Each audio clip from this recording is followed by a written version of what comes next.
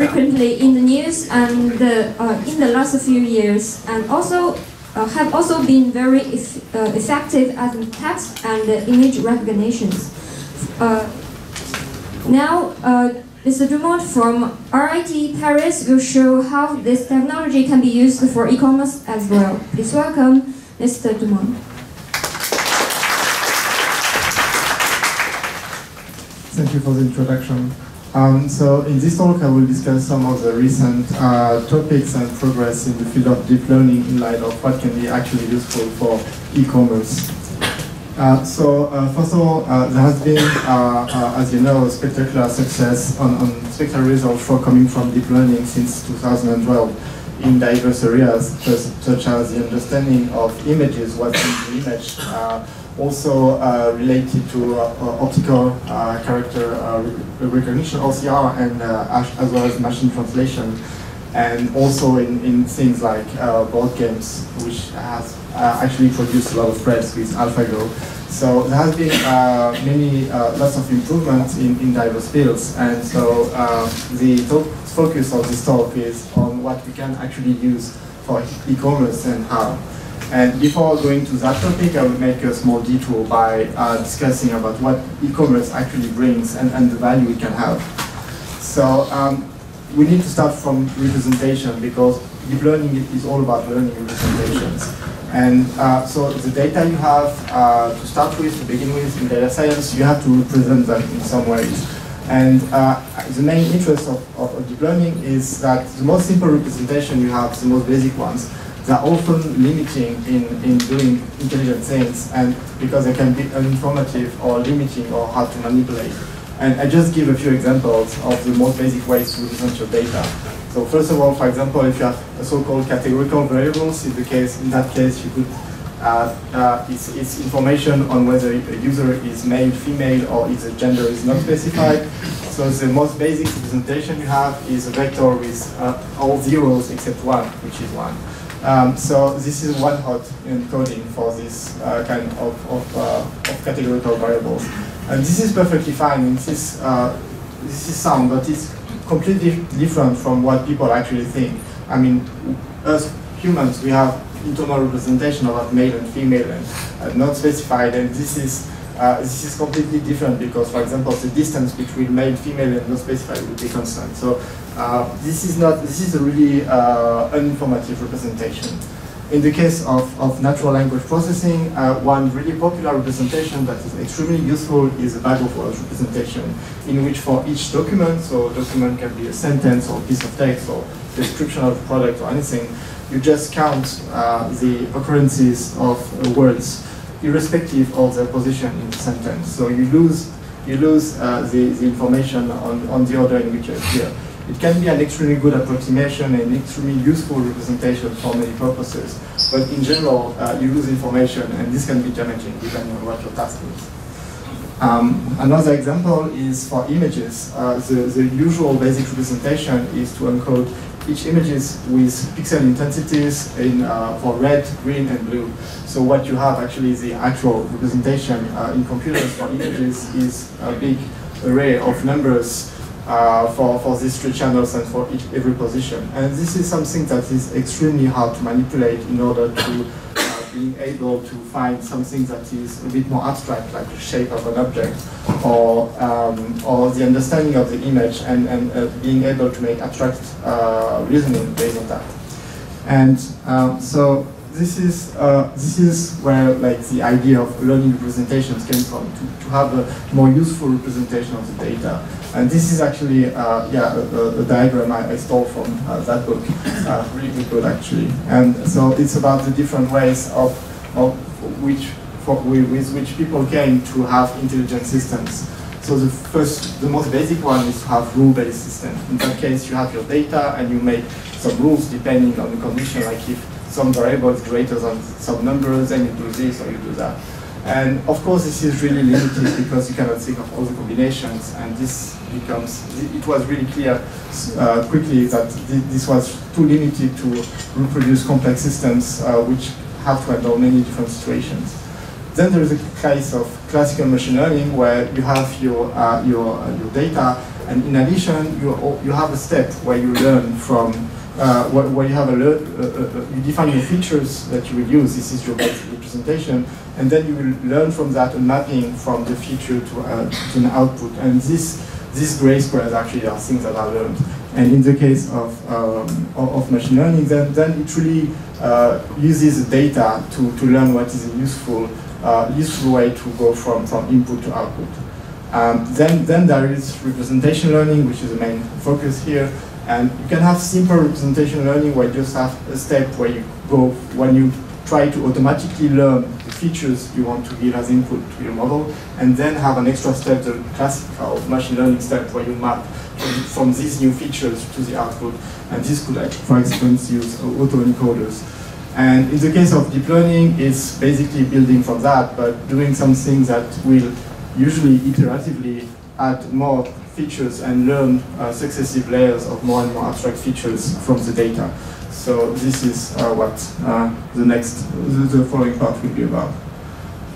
So the most spectacular success coming from deep learning algorithms were first with images, in the form of deep convolutional neural networks, which is a class of deep learning algorithms.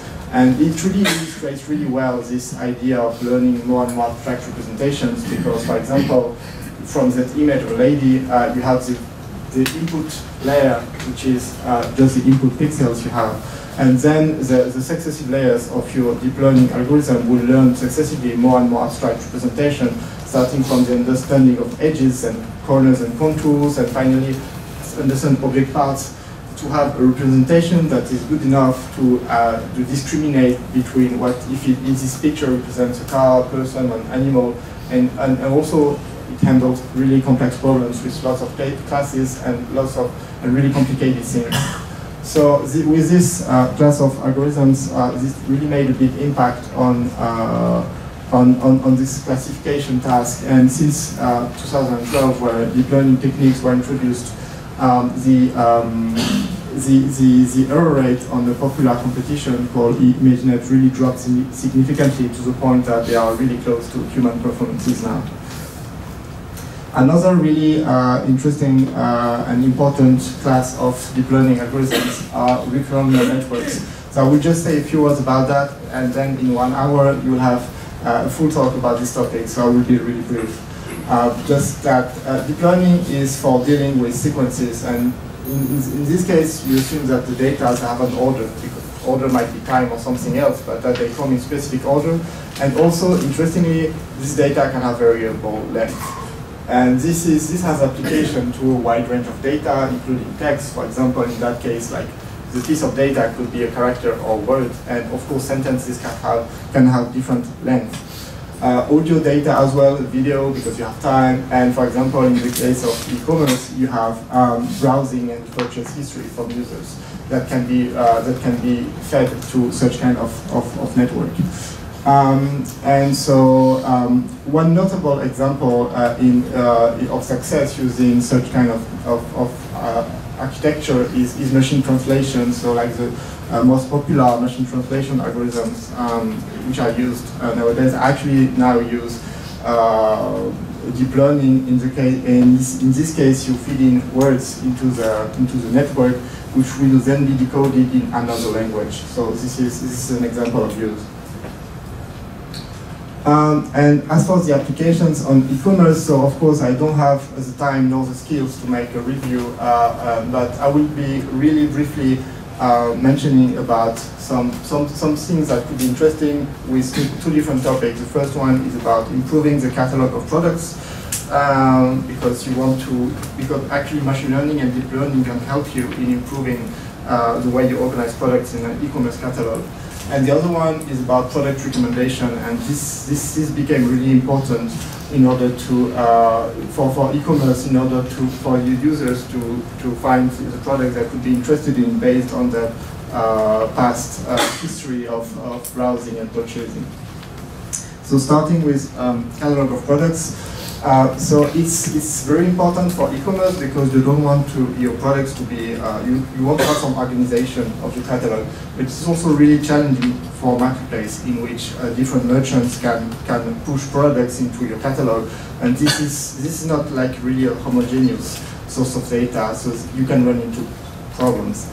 And in order to have a good catalog, let's say, and well-organized products, you want that structured information to be present. So you want to have categories. So this is an example of category tree of taxonomy in which a product could belong to the clothing category, to men's clothing subcategory, and polo subcategory. And so you can actually use this to find your products more easily. And also very important, and KG discussed about that in the session one hour ago, is attributes. And it's good to have attributes assigned to products to be able to actually find the properties of these products. And for example, in the case of a bottle of wine, you want to have that structured information available that the wine is red, is coming from Italy, the vintage is 2010. And if you have that information that's actually available in that form and not just in free text somewhere in the description of the product, then you can do much more. And you can do much more, including improving the browsing experience, because then you can have the users browse using filters. It's also important for search engine optimization and visibility on Google Shopping, as well as downstream tasks such as like market analysis, and also using this as input for recommender systems, for example. So there are lots of data you could use for improving the catalog of products. So there are text data. So when merchants push a product, they give a title to the product, they give a description, and there can be user reviews associated to the product. Usually there are also pictures associated to products. And finally, something that can be of interest as well is what users are currently doing on your website, what they are browsing, what they are looking for with search queries, and this information is also something that you could use. And the goals, it's not a complete list, but the goals could be include the following ones. You might be interested in building taxonomies, so category trees, or matching between category trees, or to normalize the taxonomies, and machine learning can help you with this. You might be interested in also categorization of products, because products can be miscategorized. It's a really common problem, so you might want to assign them to the correct category. And finally, you might want to predict attributes for products, because there are many cases in which products have not been assigned an attribute what they could have been, or that the attribute value is actually incorrect. So you might want to fix this. And so I will discuss like 2 or 3 topics. Just give 2 or 3 examples of using data to achieve goals, but there are many more, and I believe that actually deep learning could help with basically all of them. My first example would be on using product title and description in order to predict product attributes. And in that case, one possible approach is to actually try to tag entities in text. So this actually little piece of text could be present in the description of a product. And the approach would be to try to tag each word as belonging to a specific attribute or not. So in that case, you would tag that living room is location, golden yellow is color, and armchair is type. And so this you can actually train algorithms if you have the labeled data for doing this kind of thing. And one interesting piece of work recently where people were about using deep learning for this task, in particular in the form of bidirectional LSTM with CRF, and it actually has interesting properties of removing the need for heavy feature engineering of previous models, and also it has a character-based word representation. Now, I won't go into more detail on that, but I think this is something that is of interest and that can improve performances. Also, you could use, in order to categorize product, you could try to use at the same time text and images. So separately, they work really well, and it's actually, in some cases, it can really be complementary. So you might want to combine the results from categorization from text and images in a clever ways, which is to not combine, instead of combining just the results in the end, to really have a joint learning from text and images in a way that is end-to-end, and that is basically the same big network. And there are ways to do that, and for example, this is a paper from this year, where for the task of visual question answering. In that case, there is an image, and you have a question associated with the image. In that case, you have a picture of someone, and the question is the mustache real? And in that case, if you zoom in, you would actually see that the answer is no. And so this algorithm this architecture is designed to combine the information from text and images in order to actually have a good representation of both and joint representation of text and images, such that you can learn something that is relevant for deriving your final answer. And this is really the same kind of thing we could use for e-commerce. In that case, you could imagine having the title of a product instead of a question, and the picture, you would take the picture of a product. And this could give you a joint representation of both, and in some cases it can really help in being able to correctly categorize the product. In which case, in this case, this would be like to understand that this is good. Finally, yeah, one of the last topics around here is visual recommendation and search.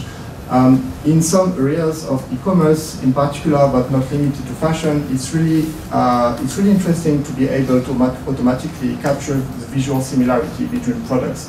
For example, visual similarity between t-shirts or shirts. And this allows for recommendation, because you might want to recommend similar looking products, and also allows for a visual search from user pictures. If someone is taking a picture of someone in the street, then they might be interested in looking for the same picture, in looking for a similar looking product on your website. And there has been several solutions to the problem, to this problem, and it's a lot about defining the similarity. And an interesting recent solution is about is using triplet networks, where you try to find for each image, you try to find a positive example and a negative example. The positive example is another picture that is supposed to look similar, and the negative one is an image that should not be similar, and you try to minimize the distance between your first image and the positive one, and to minimize this distance and to maximize the other one. And it's basically using this scheme of triplet loss, where you have the same network with shared parameters, and then you try to encode the similarity in this way. So this is just one recent way that can be interesting for solving this problem. Then of course there are of course issues on how you define exactly positive and negative examples in this case. And finally, on this topic, there are challenges, of course, because you may not have such a big amount of relevant annotated data. In particular, if the catalog taxonomy is new or modified, for example, if you have a new attribute, you would not have any product associated with it. Also, there is a usual problem of domain drift, or the difference between your source domain and your target domain. So you may have annotated data in the source domain that is not matching exactly what you would want to predict in the target domain. For example, if you take a picture of a product in a shop with a white background, it would be quite different from the same garment in the street. So there are several solutions. I will not discuss in great detail, but of course one is to use human annotators to get annotated data, and this really solves your problem. But it's also expensive, and humans do not scale that well. So it can be made clever to use this in a clever way, in the way how you select your data, how you do how you treat the feedback from the users, and also what kind of labels are you actually asking the operators to do. Like, can you do weak supervision with this? So yeah, and another way is to do transfer learning. In that case, you will try to go from your source domain to your target domain. In the case where you have actually quite a large amount of annotated data in your target domain, you can just take your first network and fine-tune it, which is continue training with it in the target domain. In the case where you have very few labels or no label at all, yeah, there are people deriving some techniques recently. So this is one example from a recent paper from this year, where actually you try to jointly optimize classification on the source model, and at the same time you try to being able not to distinguish between the distribution of the source, of the embedding of the source images and target images. So yeah, we can discuss in more detail if you're interested, but yeah, this is a possible solution to minimize the issues with the drift of domains. And finally, I have just 2 slides on recommender systems. I'm not an expert in it, but this is really important for e-commerce and it's really ubiquitous. And also the idea of having abstract representations of users and product is really important for recommender systems, because if you really understand them really well, then you can probably make a recommendation that is really relevant. And this is a figure coming from this review paper from this year, which is really interesting in deriving, in discussing about all the recent deep learning techniques used for recommender system, and they really became popular starting from 2015. And it's actually a wide variety of models. So I won't list all of them. It's a big zoo of different techniques that can be used. And certainly it depends on what kind of recommendation you want to do and whether the time information is really important. So there are many things that can be specific to specific catalogs. But bottom line is people actually start using deep learning for recommender systems more and more. And one really quick example is the use of deep neural network for YouTube recommendation, which was a paper from last year in the Rexis conference, where they have showed, it's really interesting in that it's an actual example of industrial application using deep learning, and in the paper they actually mention about lots of problems related to they encountered, and that cannot be found in just academic papers, and also it's really about the scale of what they do, because there are millions and millions of videos on YouTube. And this is just an example of they have 2 networks. The first is candidate generation and the second is ranking. I just showed the diagram for the first one, where they actually have a multi-layer perceptron feed-forward deep neural network used for going from embedding of videos and the searches made by the user to a recommendation of videos for the front page of YouTube. And finally, my conclusions. So yeah, my take-home message would be that, first of all, deep learning is really about a sequence of progressively more abstract representations of the data, and has been really successful in particular on image, text, and audio data. One big challenge is the amount of annotated data you have for your specific problem, and so it really calls for development of non-fully supervised learning techniques, and there are many things around that are going on at the moment. And finally, regarding e-commerce, the impact is really significant. It's really being used in many systems, and it will continue, including Rakuten, and it will continue to grow in the coming years, I think, including topics on the improvement of catalog of products and better recommendations. That's it. Thank you.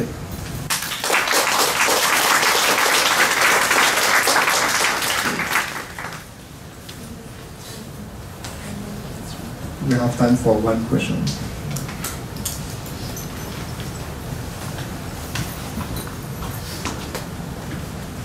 We're looking for significant improvements in these because of artificial intelligence. If you believe the hype, we have fabulous, fantastic new world, but what are we really looking to in terms of improvement? For example, Rakuten deploys an AI solution in this. Are we looking at a 20% improvement, a 5% improvement, or a 150% improvement in whatever you were trying to achieve there?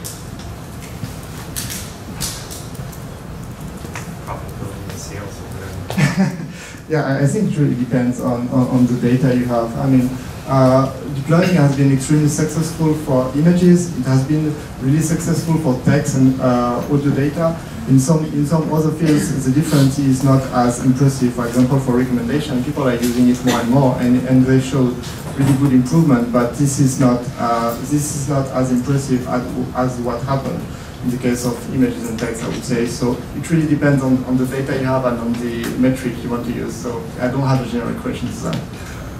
Are we spending $5 million on AI development and we're going to get $1 million return? Or are we spending $5 million on AI development and we're going to get a $25 million return?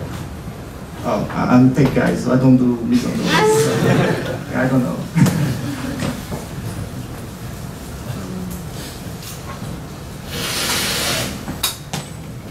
Okay, thank you, Mr. Dumont.